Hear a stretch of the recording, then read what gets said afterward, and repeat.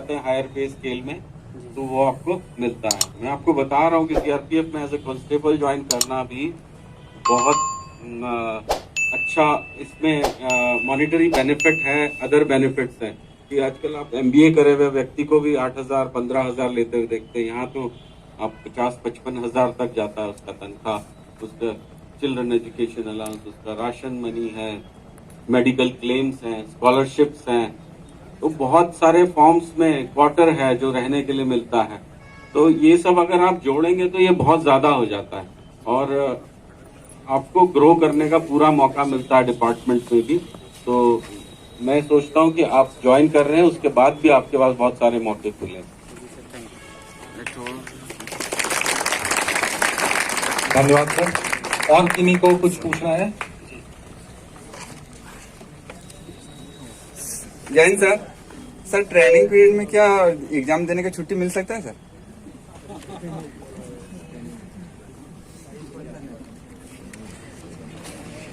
Training period जो होता है वो आपने ट्रेनिंग ही करना है, उसमें कुछ और नहीं होता। छुट्टी उट्टी भी बहुत ही एक्सट्रीम सर्कमस्टेंसेस में, किसी के यहाँ दुर्भाग्यवश कुछ हो गया या कुछ ऐसा जो जिसको टाला ना जा सके, उसी पे छुट्टी मिलती है। ट्रेनिंग तो आपने ट्रेनिंग पूरी एक सोल्जर की तरह लेनी है, उसके बाद आपके पास बहुत मौके हैं करने के लिए। जी हो गया। अब ये वीक जो है लगभग आप समझ लीजिए कि 11 महीने तो होता ही है, ठीक है।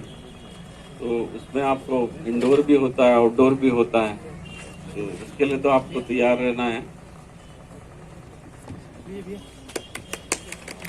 ट्रेनिंग में फेल होने पर भी रिलीगेट होता है, पता है? नहीं पता। ट्रेनिंग में टेस्ट होती है ना, मतलब आपका वीकली टेस्ट होता है, 2 वीकली। फेल हो गए फिर पीरियड बढ़ते जाएगा। ऐसा मत सोच लेना कि 11 महीने हम करके निकल जाएंगे।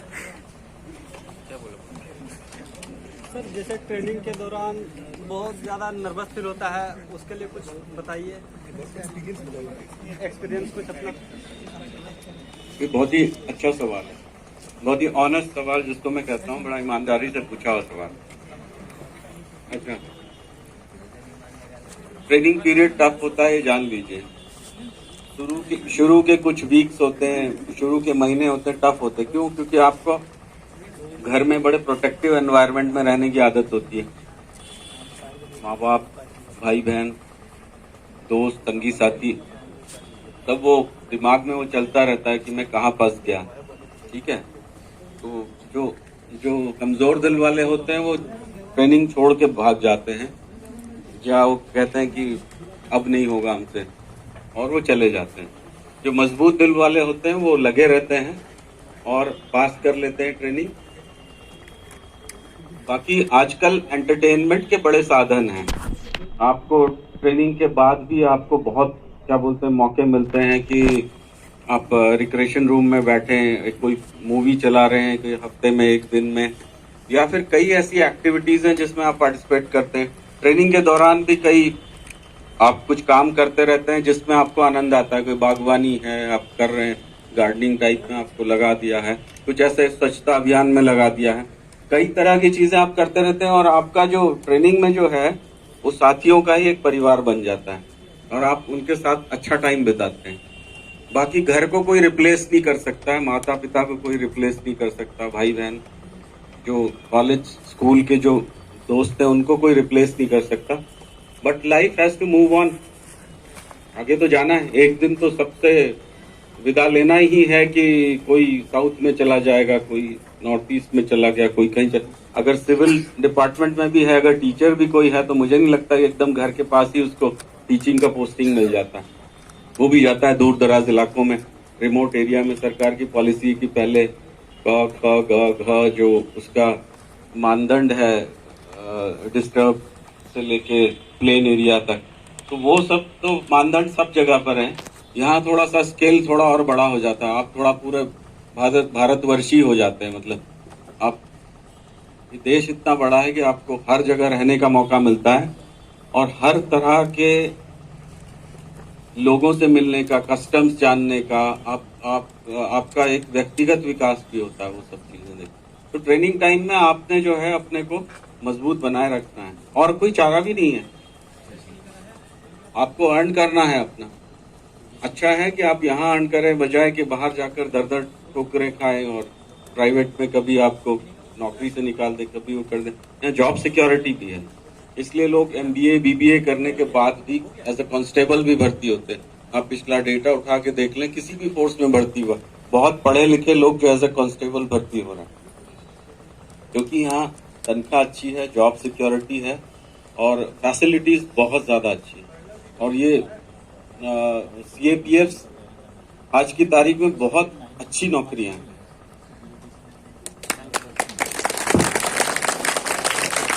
धन्यवाद सर। आगे जाके वीडियो बना हेलो सकते हैं सर।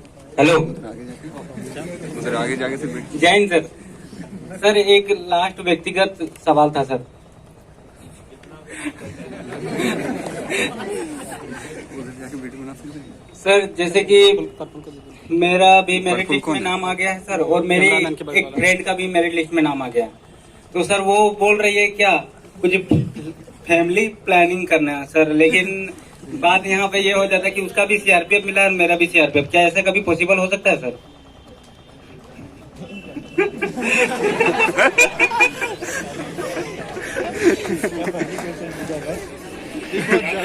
आपके जो मित्र हैं उनका भी हो गया है जी सर। CRPF में, आपका भी हो गया। अच्छा, तो क्या कह रहे हैं, मतलब फैमिली प्लानिंग से समझे नहीं हम क्या कहना चाह रहे हैं। फैमिली प्लानिंग शादी के बाद होता है, बच्चे होने के बाद होता है। अभी क्या कहना चाह रहे हैं स्पष्ट? वो बोल रही सर कि मुझसे शादी करना चाह रही है। दोनों पहले अपना प्रशिक्षण पूरा कर ले, मैं ये कहना चाहूंगा, बेसिक ट्रेनिंग। इसके बाद जब आप पूरे कांस्टेबल बन जाते हैं तो अच्छा, बहुत अच्छा मौका मिलता है कि हस्बैंड वाइफ को ज्यादातर प्रेफर किया जाता है कि एक बटालियन में या नजदीक की बटालियन में दिया जाए, ठीक है ना। साथ साथ मैं ये भी कहूंगा कि जो कोर्सेज हैं वो करते रहना, जो इन सर्विस कोर्सेज होते हैं उससे आपको फायदा होता है। आपकी वाइफ, जो आपकी वुड बी वाइफ होगी, उसको भी बोलना है आपने कि जो इन सर्विस कोर्सेज हैं वो कर लें, आप भी कर लें, तो आपके एवेन्यूज खुल जाते हैं। ट्रेनिंग इंस्टीट्यूट में भी रहने का मौका मिल जाता है। मतलब पारिवारिक जिंदगी बिताने का अच्छा मौका तब है जब आप बहुत काबिल बने। और जो काबिल लोग होते हैं जो सिर्फ जनरल ड्यूटी से अलावा भी काम करते हैं, तो उनको कई बार लिपिकीय कार्यों में ले लिया जाता है। कई ऐसे एडमिनिस्ट्रेटिव वर्क होते हैं जिसपे GD का कांस्टेबल, GD की महिला कांस्टेबल, दोनों के दोनों बहुत उपयोगी साबित होते हैं। तो आप जो है अपने जो कोर्सेज जो है इन सर्विस कोर्सेज में, ये कहूंगा कि दोनों करते रहें। अब बेसिक ट्रेनिंग के बाद ही शादी करें, फिर जब बच्चे हों उसके बाद फैमिली प्लानिंग। धन्यवाद। अगर आप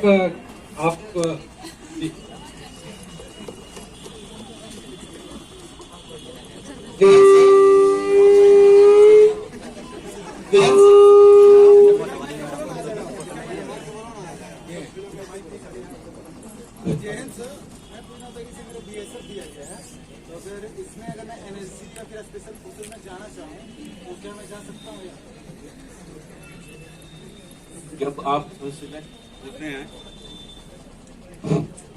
जब आप सिलेक्ट होते हैं, आवाज क्लियर है? तो आपको मौका मिलता है डेपुटेशन पे जाने का। तो उसमें प्री कन्वर्जन ट्रेनिंग होता है, फिर पूरी ट्रेनिंग होती है। और वो ट्रेनिंग में जब आप प्री कन्वर्जन ट्रेनिंग में सिलेक्ट हो जाते हैं, फिर आपको पूरा प्रशिक्षण होता है, उसमें आप जा सकते हैं, NSG में जा सकते हैं, SPG में जाने का मौका मिलता है लोगों को। और भी बहुत सी संस्थाएं, CBI, IB, नारकोटिक्स ब्यूरो, बहुत सारी सरकारी संस्थाएं हैं जो सेंट्रल गवर्नमेंट की, जिसमें आपको प्रतिनियुक्ति कहते हैं, डेपुटेशन 5 साल के लिए जाने का मौका मिलता है। तो आप जा सकते हैं।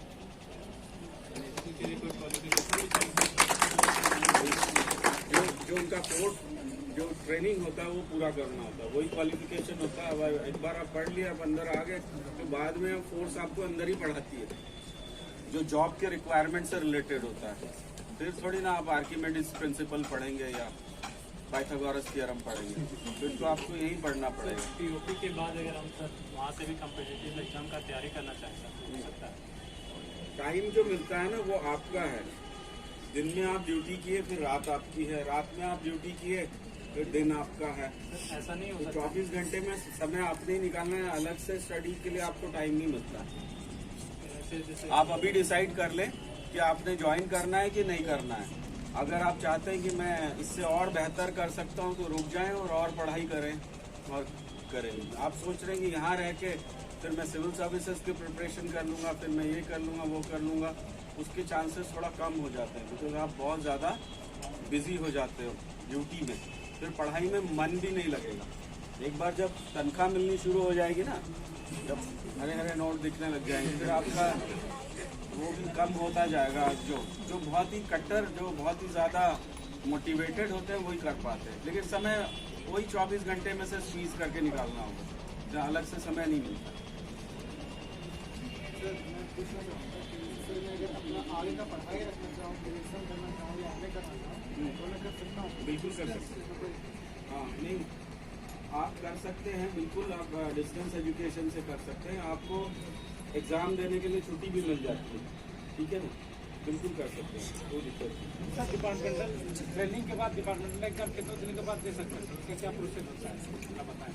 कुछ चीज अब डिपार्टमेंट में खाने के बाद भी आप जान सकते हैं, हालांकि सर तो बता ही है।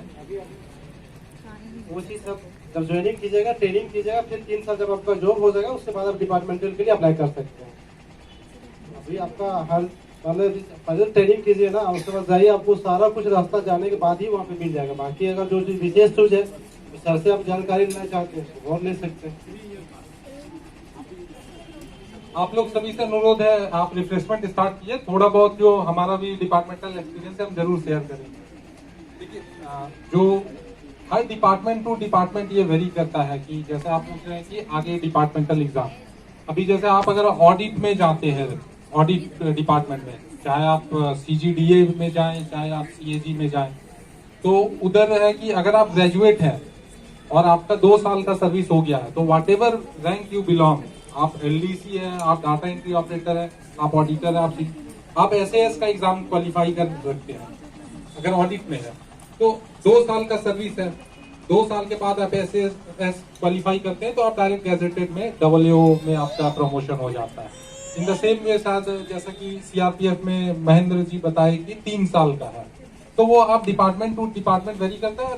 बेसिक्स क्वेश्चंस आप नेट पर अगर गूगल करें तो आज के टाइम में ज्यादातर इंफॉर्मेशन अवेलेबल है। 1-2 बेसिकली ट्रेनिंग से रिलेटेड जो कि सर ने भी कहा गुड क्वेश्चन, वो बिल्कुल अच्छा था। और कुछ क्वेश्चन एक 3 इडियट मूवी देखे हैं, 3 इडियट मूवी में एक बहुत ही अच्छा सवाल उन्होंने पूछा था ना कि किन्हीं का कैंपस सिलेक्शन हो जाता है और फाइनल ईयर का पेपर क्लियर नहीं होता है, तो 1 और 2 क्वेश्चन उस तरीके से भी लिया गया।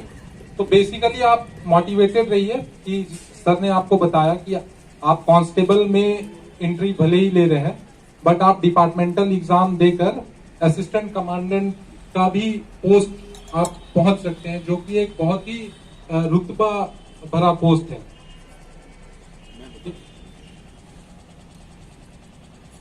1 साल जो होता है आपका ट्रेनिंग का होता है, लगभग 2 साल आपके होते हैं प्रोबेशन पीरियड, जो आप कंफर्म हो जाते हो, इसलिए 3 साल बोला गया, ठीक है। ट्रेनिंग प्लस 2 इयर्स जो कंफर्मेशन का प्रोबेशन पीरियड कंप्लीट होता है, उसके बाद आप LDC यानी जो डिपार्टमेंटल एग्जाम है, लोकल डिपार्टमेंटल कॉम्पिटिटिव एग्जाम, उसके थ्रू आप उसमें मतलब अपीयर हो सकते हैं। तो बहुत मौका है, किसी को ऐसा नहीं है कि भाई आपने फिर इसके बाद कुछ और नंबर ऑफ ईयर्स करना है और फिर करना है। सर एक क्वेश्चन है, जैसे डॉक्यूमेंट में कुछ डॉक्यूमेंट इशू होता है या तो प्रॉब्लम होता है तो उसके लिए समय दिया जाता है कि मतलब निकाल दिया जाता है, ऐसा कुछ?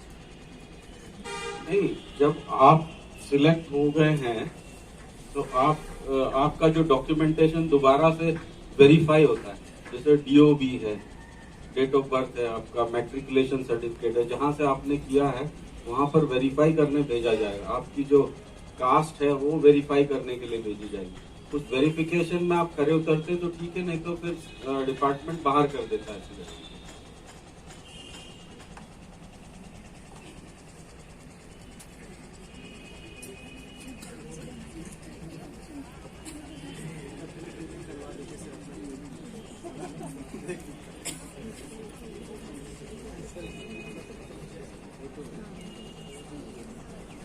एक सारे सेलेक्टेड कैंडिडेट्स के साथ एक ग्रुप फोटो के लिए आगे आ जाएंगे।